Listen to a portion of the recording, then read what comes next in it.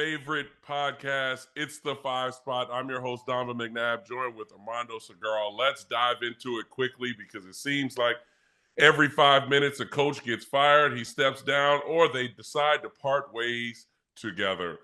We've just got news that obviously the New England Patriots and Bill Belichick have decided to part ways and take a step down, resign, get fired, however you want to look at it.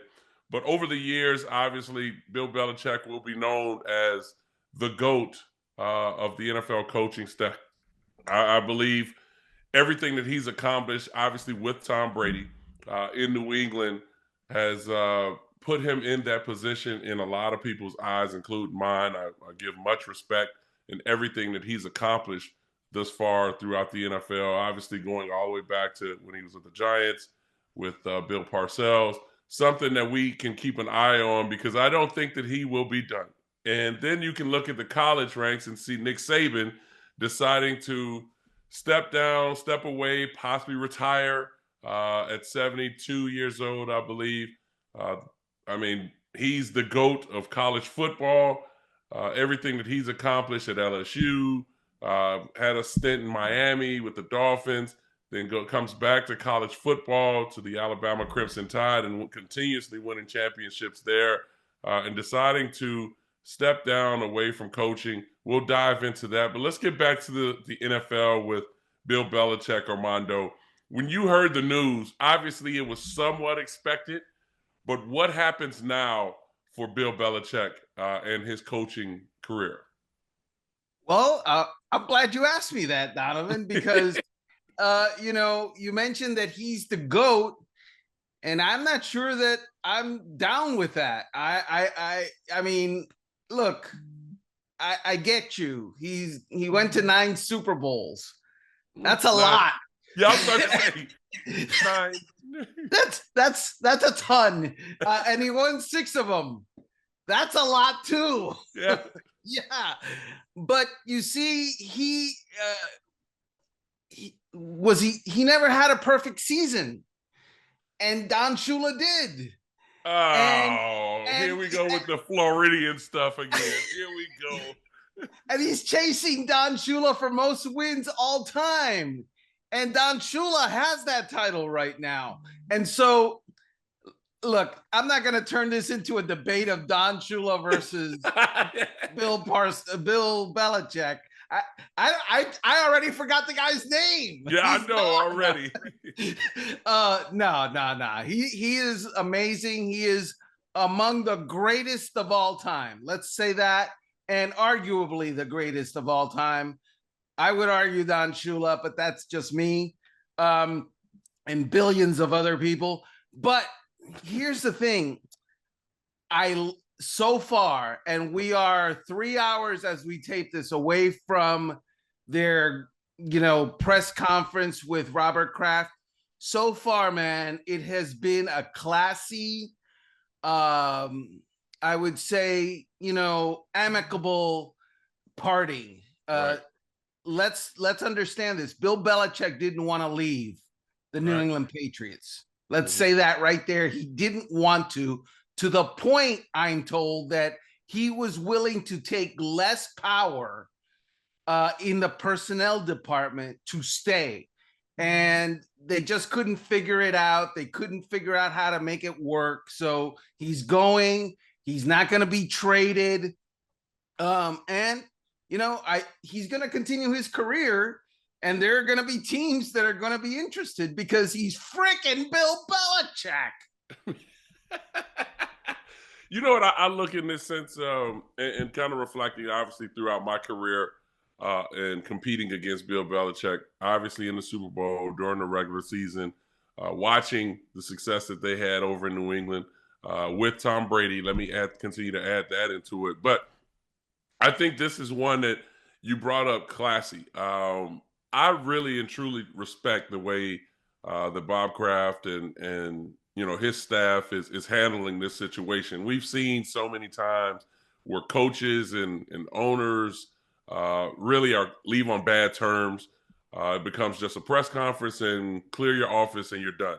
Despite anything that anything that the coach has accomplished has changed the organization around from being kind of a dumpster fire or a losing type of organization, then changing it to becoming a winning franchise.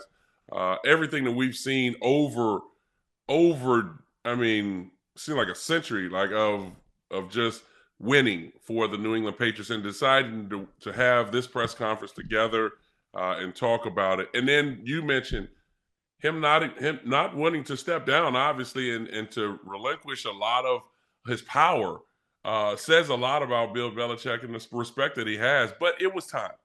And sometimes you have to make tough decisions like this, where a guy's been there a long time. He's been the face of your organization somewhat. And it's time to, as a lot of teams are doing on every level, is go younger. And so it'll be interesting to see what direction they go in. The selections that you've heard so far, has anyone impressed you of the names that have been brought? Or is this going to be one that's going to be a rabbit out of the hat, where it could be a young coordinator, maybe possibly the one in Detroit or somewhere out in the NFL, Armando? Yeah, so the Patriots are interesting in that regard because, you see a lot of teams, for example, I would say to you the Carolina Panthers, I would say to you the Tennessee Titans, the Washington Commanders, maybe, the Atlanta Falcons, maybe, because of who they have at quarterback and what they've seen. The Seattle Seahawks are another team. Right. They feel the need to find like a young, energetic, genius boy wonder kind of coach, right, to go forward, because they need to compete. For example, Seattle needs to compete with the San Francisco 49ers and the Los Angeles Rams, who run this, super modern, super complicated offense. And Seattle is running an offense out of the 1990s type of thing. Right. So they feel that need. I'm not sure that the Patriots feel that need. The Patriots have been well coached and won a lot without the super modern Shanahan offense. And, Bill O'Brien, whether you believe it or not, did a solid job this year. And they've had solid jobs done by Josh McDaniels in the past. Correct. So they don't feel that need to find boy wonder. That's why I think you got a couple of guys and a couple of names that stand out above the rest. Gerard Mayo, the in-house candidate, obviously. He has been kind of the coach in waiting. Why am I doing this? I was going to ask you that, but the air quotes, they were real aggressive. Yeah, real aggressive. I should do this. What? The coach in waiting in New England. And the one that makes the most sense to me is Mike Vrabel. Why would you say that? I mean, I'm with you, but just for our listeners and our viewers, why would you think Mike Vrabel would be a good choice? Number one, experience. Mm-hmm. He's done it. He knows what it's about. As you know, look, the NFL coaching and general manager positions are like a John Wick movie, Donovan. The coach or the GM, whichever one you're picking, is John Wick. And he's walking into the bar. The hotel. He's walking to the hotel. Yeah. And as soon as he's walking into the hotel, there's a problem over there, a problem over here, a problem over there, a problem over here, a fire over there. Somebody's pissed off at you over there. There's somebody trying to murder you over there. Yeah. And the coach or the general manager has to go, boom, boom, boom, every day. That's every day. And Mike Vrabel is used to doing that every day, whereas a first-time head coach, and this, I know this from talking to many first-time head coaches, they say that, dude, it's not just about coaching. Right. You're like a fireman. You're putting out fires every single day. You walk in at 4 or 5 in the morning, some guys earlier. Some guys And spend the night. yeah, and it's like 10 problems that you didn't expect are already on your desk. Correct. Correct. So that's why I think experience and Mike Vrabel makes sense, because he's already been familiar with solving. Right. He's John Wick. He's ready to. No, I mean, after that great whole boom pow bang with like we're doing the Batman cartoon movies that you just did. I, I like Mike Vrabel, and I think what Mike Vrabel brings is he does bring some young energy. He has the experience of obviously playing in New England, has a relationship with Bob Kraft. I think it's one in which I don't know how to say this because I don't want to slight Mike Vrabel by any means, but I think you can groom Mike Vrabel into and molding him into the Bill Belichick, but still be his own type of coach and has his own style with Bob Kraft. And yes, you're right. You walk into the facility and it's like you have to handle the media first and foremost, and then the Patriot way, where you don't have to worry about players speaking out of term to the media because obviously he understands the Patriot way, and you just keep everything in house. A lot of stuff we don't hear about that happens in New England is because of that. So I think that is a great selection and going forward. Just my thoughts on the whole deal before we move on and bring up more of the vacancies and the things that have happened. What does this mean for Mac Jones? Now, do you come in as a new coach? Do you try to work with Mac Jones and some of the young talent, or is this something in which it's time to turn the corner and see what you can get from Mac? And obviously, they have a higher draft pick. Is it a Drake May? Is it a Caleb Williams?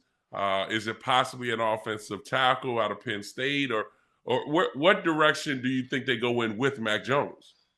So the Patriots have the number 3 overall pick, right? Right. Because thank you. I gotta say, Bill Belichick left them in great situation. Great situation. Yes. Right?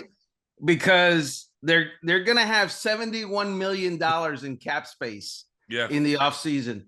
That's a lot of money, Donovan. Don't tell nobody. That's a lot of flow. And that's the second most in the NFL behind Washington, cap space wise. Right. And he was kind enough to lose a lot this year. So they've got the 3 overall pick, and they have 49 players under contract, and they have a backup quarterback on the roster. His name is Mac Jones. He's the backup. That's you don't like Zappy? You don't like Zappy? Mac Jones is the backup. Mac Jones is the backup. And they and Bailey Zappy can compete if he wants. They need a starter. I mean, come on, you know that. Everybody knows that. They need a starter. My guess is, and I don't know because they don't have a general manager and we're still way down the road, the Chicago Bears, who hold the number 1 overall pick, if they are keeping Justin Fields, which it looks like they might be, a mistake, I would say, but nonetheless, in my opinion, they're going to sell their number 1 overall selection for 3 first-round picks. Simple as that. And if I'm the New England Patriots with the number 3 overall pick, I would say I give you 2 overall first-round picks and a third or a second or a third and a second. I want Caleb Williams. I want the number 1 overall pick. That would be what I would do if I'm the New England Patriots.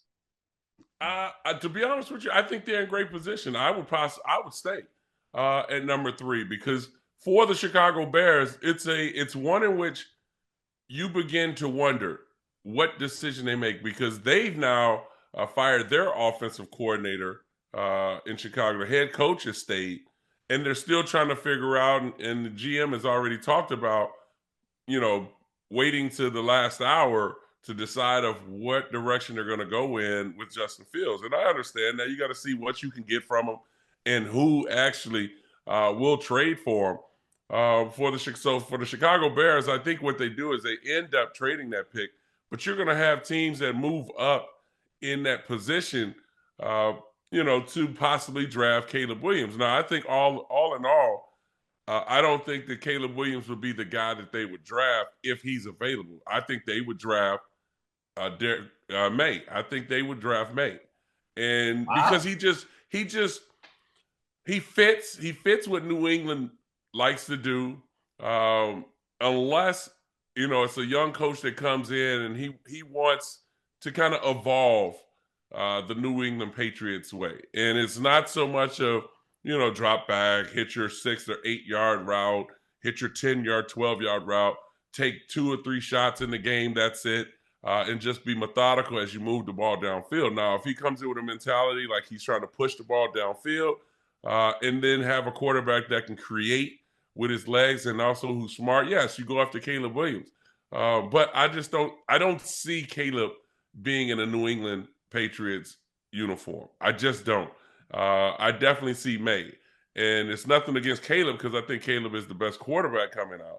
But I just see May being right there for them to draft, and then they can continue because they have more picks. And that's the thing with Bill Belichick and what he's done over the years, even though in the last two seasons has been losing seasons. He stockpiled picks over the years. And it's funny because when you look at NFL and NBA, Boston Celtics did the same thing with Danny Ainge. He stockpiled picks. And then now with the New England Patriots, they were stockpiling picks so that if they have to move up, they've got third, second, fourth round picks that are just sitting around for future opportunities that they can move right in and get in the first round. Now, I just hit you with the NBA news, and you definitely didn't know that one, Armando. That just went way around your head on that one. Bang! I was going to ask you, who's Danny Ainge? I knew I got you with the NBA news. Danny Ainge was a GM in Boston. Now he's in Utah. But that's kind of the way he did it. And it's funny because when Danny was doing it years ago, Bill Belichick and those guys were starting to get into it where they were stockpiling second and third and fourth round picks. So when they decided they wanted to move up, they already had those in future picks. So it's very smart of how they handled the situation where they are right now with trying to make a decision on their new head coach. You know what's interesting is we just discussed how Bill Belichick is leaving the Patriots in a relatively solid footing and in a good footing.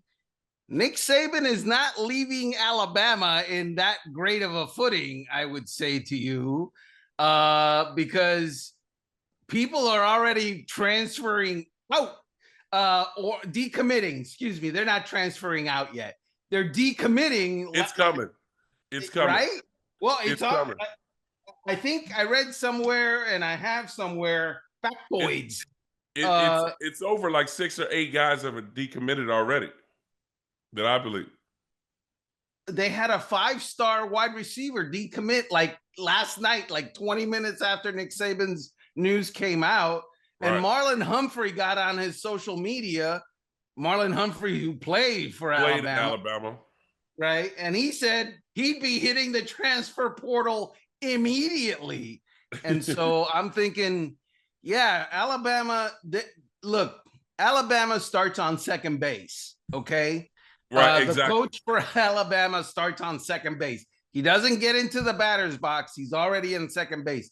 But that's been in the past, not under the NIL rules, not under the situation that the next head coach of Alabama is going to face. It's no longer just about a fat booster with a ton of money wanting to be a part of something and just giving you that big booster handshake. I should ask you, are you familiar with that? Absolutely not. I knew that was coming. I knew that was coming. There were no envelopes like the movie The Program inside the sport coats. There weren't the high fives with hundreds or 50s. No, we didn't have any of that. I've seen that only in the movies. But now with this NIL, it's funny you bring it up because remember he wasn't a big supporter of the NIL stuff because he knew what it would do to college football. He was a supporter of the Power Fives coming together and building their own little nucleus and bumping out the NCAA. And that's what Nick was about, trying to innovate college football. But now with this NIL stuff, with the transfer portal, uh, it's one in which I think he's seen now this game now go a whole new different direction. It's uncontrollable. It's one for him, obviously getting up in the age where he can recruit any 4 or 5 star kid. And a lot of times over the last decade, he's had his depth chart was filled with 4 or 5 star guys. I'm talking about 3, 4, 5 deep, where guys couldn't transfer because the transfer portal wasn't as big as it is now. And all of a sudden, I remember like Derrick Henry, Richardson, the running back. The list goes on. I remember watching college football when Derrick Henry was a sophomore, and I would see him in the early part of the season where you see a lot of these 4 or 5 star guys play because they have 4 games until they decide if they're going to waste that year by playing that 5th game or they're going to redshirt them. Derrick Henry played in the first couple games and didn't see him the rest of the season until the bowl game. And he came out of the bowl game and had over 180 yards rushing. And I'm like, who in the world is this guy? Well, that's kind of how he stockpiled a lot of those guys where you don't see them consistently. And then all of a sudden they're bowl MVP. And then they end up being first round draft picks. I mean, he's had Davenport, he's had Richardson. Yeah, he's had Derrick Henry. He's had a list of running backs and receivers that you begin to question, where did this guy come from? But they end up being first and second round picks. So I give kudos to him, but the game has definitely passed him by. And I think now he's understood that being an older coach and he can't control what's going on as he used to. It was a smart deal for him to step down, but it makes it very, very hard for the next coach to come in and take his place. Yeah, how would you like to be the guy who replaces Nick Saban at Alabama or Bill Belichick in New England? How do you want to be that dude and have to live up to those standards? Nick Saban won 9 SEC titles and I think like 7 national championships or 6 or something. And Bill Belichick won 13 AFC East titles and 9 AFC championships and 6 Super Bowls. You have to have a certain makeup to be able to step into that role and go, I'm going to be me. Yeah. I'm going to be me. Yeah. Look, now I'm doing the program around. I'm going to change the culture. Why are you doing that? It's like, that's not what Nick would do. That's not what Bill would do. Exactly. By the way, you missed me trying to do Mike Tyson, but that's okay. Yeah, you got to be a little higher. You got to be a little spinal. Come on, you got to be spinal. Hey, Mike, I know you watched the show, but hey, it wasn't me. It was Armando.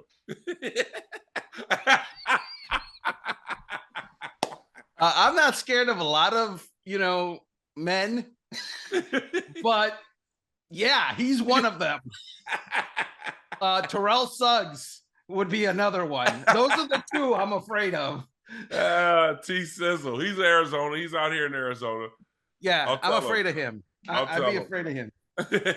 So who do you see at Alabama? You know what? I look at it, and I don't want to go into this direction because everybody went there with Kirby Smart. I think Kirby Smart is fine where he's at. I think Kirby Smart also understands kind of about legacy, and you don't want to dip right into what Nick Saban has built over there. But I will say this. I think the coach in Maryland could possibly win. Remember, he was under that whole umbrella when he was fired, and he came under and worked with them. I think Bill O'Brien may be one that they may look at because he understands a little bit about the Alabama approach and how they go about it, being an offensive coordinator. I don't think Lanning, I don't think he will leave Oregon to go to Alabama. I just look at those particular names, and Lane Kiffin definitely is not going to get an interview back over there, even though he's trolled Alabama and Nick Saban for years ever since he left. I don't think Sarkisian leaves Texas to go over there. So I think this is more of maybe Bill O'Brien. I think it would be more in that direction than some of the other names that I mentioned toward the end. Interesting. So Lanning, man, you didn't like him, but makes sense. He makes a lot of sense, except for the $20 million buyout. That doesn't make a whole ton of sense. But It's Alabama. They got money. It's not Texas. Texas prints money, and that's why I say Sarkisian stays, because Sarkisian really has kind of planted his feet in where I think he can get big time recruits. He's shown obviously he can beat Alabama. They've got some good talent out there in Texas, so I think he stays. I think Lane Kiffin stays at Ole Miss because he's kind of got his name going in the right direction, and I don't think that would really work out well with him going back to Alabama. But I look at it in the sense for where college football is right now. It's now turning to the younger version. It's the young, innovative kind of coaches that have a chance to possibly be coordinators in the NFL or be the head coach of college football. Big questions for them, big answers that they're going to have to look in the mirror and ask themselves, would you like to be a head coach of college football, or would you want to wait your turn and probably be just an offensive coordinator or maybe position coach in the NFL for over 15, 18 years? Let's play a quick game. Let me throw some names at you. You tell me what you think. Dabo Swinney. Nope. Don't think for Alabama. I think he's a Clemson guy. He's got rich tradition with Clemson. I don't think that his makeup would work well in the SEC and at Alabama. James Franklin. No, it didn't work out well at Vanderbilt. Alabama's a whole different mindset that I don't think that him leaving Penn State would be a smart move for him. DeBoer. Kalen DeBoer. Washington. I know we just seen him in the national championship game. Being in Indiana, I don't think that he would really fit. I think he'll be a name that people would be. Let me Google that real fast. Yeah, let me figure. That's that guy. Now, I don't think it would work out well in Alabama. This is the thing about Alabama. Alabama's not like going to Miami. Alabama's not like going to like you mentioned, Clemson. I don't think it's like going to Auburn. Alabama is basically, like we just talked about, Alabama is New England Patriots. It's one in which it's a circle, the circle of trust, where you walk in and you have to be well received and liked because he's built so much there. I heard he has an office that is probably 100 yards down from the weight room and everyone else because he's that special. He's got a statue right in front of the stadium. And so you're not just kind of coming in with your little boxes and your suitcases and trying to, hey, I'm the new head coach. And people just going to look at you like, who are you? And what are you going to do to help us win a national championship?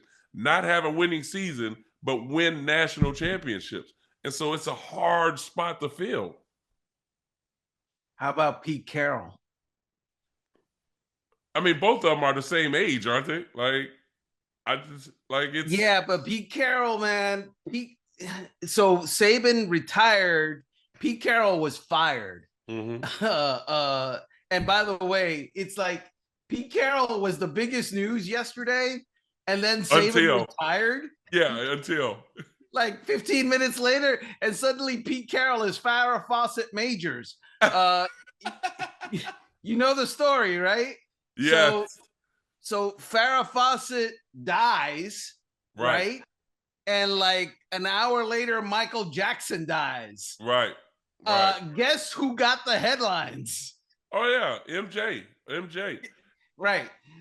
So Pete Carroll, goes away, is moved out, and because he wanted to Just stay. like we haven't talked about him yet. We're about to talk about him, but we talked about the two bigger names. Right. Exactly. Yeah. Absolutely. He is a huge name Yes. who has fallen because I'm not going to say second tier, I was about to but say let's not lower him like that. right. No, I'm with he's you. amazing. He's amazing. But that guy has the energy still, and he said so. Look, I'm not burned out. I'm not. I don't need a rest. I don't need any vitamins. I'm raring to go. And you watched that press conference yesterday, and he was like, I felt bad that Pete Carroll isn't the coach of the Seattle Seahawks anymore, because dang, man, that guy can do the work. Yeah. And he wants to do the work, and yet he's not going to be doing the work. I get the feeling they're going to have to. They're looking on the other side of the greener pasture, and it might not turn out to be that much greener, if at all. Well, you know what's funny? You bring that up, and only thing that we can go off of for Pete Carroll is not so much of what he's done in Seattle, because now coming back to college, it's a different type of approach and mentality with these young kids, because you're trying to help push them and give that opportunity to play on that level. The thing that we look back on is how things were run at USC. And would that be, I mean, I know it's been over what, 20 years, 18 years or something that he's been in Seattle, and it's been different since he was at SC. But man, I tell you, you talk about college coaching, you talk about players, you talk about energy. He had California booming, and they were the NFL team out in California at that time.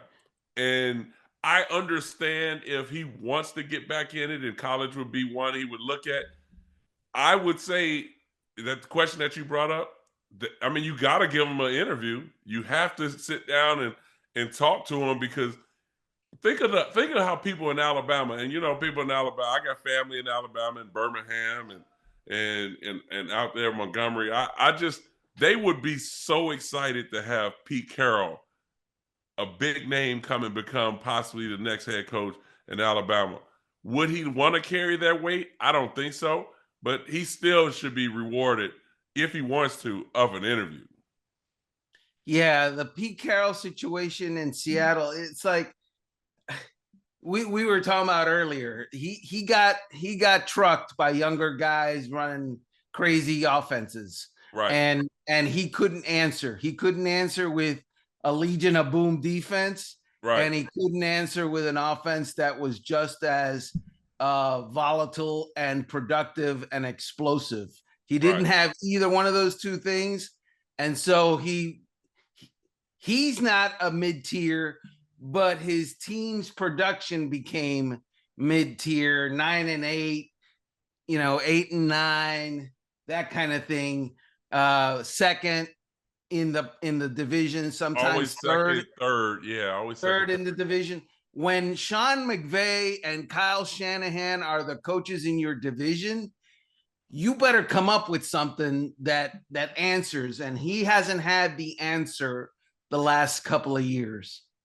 You know what? When I look at what Seattle was, and Russell was obviously the face, and the volatile aspect of it that you talked about was, there was a lot of spite, there was a lot of jealousy, and there was a lot of egos on that particular those teams that he had. And I can speak of it because I know, and people may not talk about it, because it's always, everybody was talking bad about Russell. It wasn't just Russell. Russell was the face in that everybody brought up, but their offense wasn't innovative enough, where you're seeing the ties when Kyle and Sean come in, and you're wondering, how can they kind of open this offense up to be a little bit more explosive, where they go get DJ Metcalf and DK Metcalf. When I look at DK's not he's not Cooper Kupp. He's not Debo Samuels. He's not Ayuk. But they have Lockett. And then it's like, okay, well, you have beast mode. Now you've got Walker. And it's kind of like, okay, but what about your defense? And then you look at those defenses that we just brought up. You don't have an Aaron Donald. You don't have a Bosa. You don't have when, Buckner was there. You don't have, you don't have all these guys. And it's just like, well, what's going on? What is it? And they become like that second or third sister that people are just kind of like, oh, I didn't even know you were here, because we just know so much about your first two. And so I just think for Pete, it was time. It was time because, he's gotten up there in age, but nothing has changed in Seattle. And so I feel bad for Pete, because Pete's such a great guy. He was great for the NFL in the coaching realm. But I don't think that he's done. And for Pete, I think he needs football to keep things going. I don't think Pete would know what to do if he's not in the coaching, to be honest with you.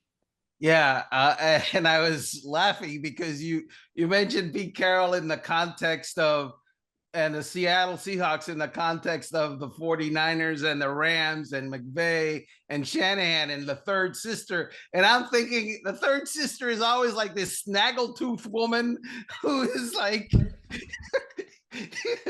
the other two are in beauty contests. And the third one is, she's got a good personality. People like her. People like her. They love being around her. She's a good cook.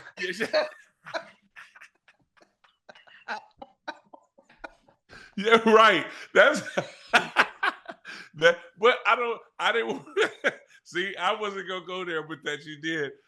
Yeah, the third sister's kind of like, ooh, who's that? Like, oh, that's my sister. It's like, okay, nice meeting you.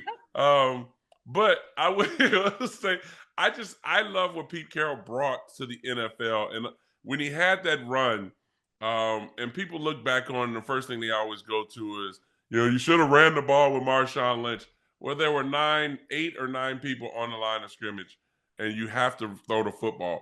I keep saying that, and even though that it was picked, you just couldn't block everybody. And so that's what people are going to look at, not the Super Bowl that he won, and the way that his teams played. They'll always go to the Super Bowl that he lost. And it's unfortunate. But I think for Pete Carroll in this regard, I think he should at least have the opportunity, if he wants to get back into college football coaching. I just don't see him being in the NFL coaching list of possibly being brought in. By the way, 2 things I gotta say. People at snaggletoothsister.com, by all means, write your complaints to Donovan McNabb. No. He's the one that told me to say that. Donovan McNabb complaints from snaggletoothsister.com. And also, it dawns on me what a crazy week this has been, that here we are 35, maybe a little bit longer minutes into this episode, and we haven't talked about the super duper wild card weekend of games that are coming up. The entire focus this week has been on, mostly nationally anyway, coaches. Bill Belichick, Mike Vrabel, Pete Carroll, the Falcons getting rid of their guy, Seattle, who's going to be at the Raiders, that kind of, Ron Rivera. And even in our last show, we talked about Harbaugh possibly having that opportunity with the Chargers. I mean, Pete Carroll could be another name in that regard of possibly going out and becoming the Chargers head coach if Harbaugh decides he wants to go to the Raiders, or Harbaugh decides he wants to go to Atlanta, because they'll give him the Brinks truck and the opportunity to kind of run it the way he wants to. Who knows kind of the mentality of what Jim is looking for. But is Pete Carroll a bad idea, a bad thought for the Chargers because, like you talked about, what he did at USC and the way he had California just loving college football and loving football, that's what the Chargers are missing right now. The Chargers are missing that excitement because people want to go to, I think it's SoFi Stadium, and they want to see excitement. If he was able to kind of renovate, like kind of change things around in that locker room and create that explosiveness on offense and defense flying around like USC, that would be one they can look at too. That's a great point. That is an amazingly great point. It feels like that would be more of a fit than certainly Alabama. But here's the thing with guys like Pete Carroll and Bill Belichick, and it's not about ageism, it's about Right. reality. Right. Those guys, both of them are in their 70s. If you're hiring those guys, you're hiring a head coach for maybe 2 or 3 years. I'll say 4 years. 4 years so that they can groom that next coach in waiting to be able to take over. You're not, most NFL teams, they look at, okay, now we've got our coach and he's 37 years old and we're going to have him, he's going to be Mike Tomlin Jr. and we're going to have him for the next 17 years. That's not what you're getting if you're going and chasing Pete Carroll and Bill Belichick. You're chasing with those two instant credibility, win now. We are now in win now mode. Right. You got to do it right away, and you got to do it quicker than quick because you're 71, 72 years old, and we don't have forever here. Exactly. So just a recap on the last couple segments that we talked about. Just Bill Belichick, does he continue coaching? Yes or no? Oh, absolutely. No doubt about it. Nick Saban done? Nick Saban is retired. Pete Carroll continues on, or does he step away? He wants to coach. He wanted, as he said, I competed to keep my job. Right. He wanted to continue coaching, a lot of energy. If someone like the Chargers is smart, they go and ask for an interview. Right. So let's just real quick in this last segment, because we talked a little bit about it. Wildcard Weekend, upsets and big wins. Who's going to get upset, and who's going to kind of show, okay, this might be a team to watch? I think NFL fans are going to be upset because on Saturday night, Kansas City hosting the Miami Dolphins. And where's that game played on? What channel? Oh, it's not like it's not like some bird channel. It's like what? Oh, nothing better. I'm not even gonna mention their names. Yeah, people are upset about not being able to watch that on regular TV. And I know it's been a topic of conversation, and we'll see what happens obviously next year. But I knew you were going to bring up the Dolphins. Is the season over for the Dolphins? Wow. Oh, put me on the spot. Thank you. Come on. Let's go. I'm not optimistic. Let's put it that way. They have their reasoning, their fan base reasoning is we're beat up. Our roster is beat up. Well, yeah, when you cobble together a roster of players that have been oft injured in the past, you shouldn't be surprised when they're oft injured in the present. That's number one. Number two, the fight, the urgency and the physicality to step up.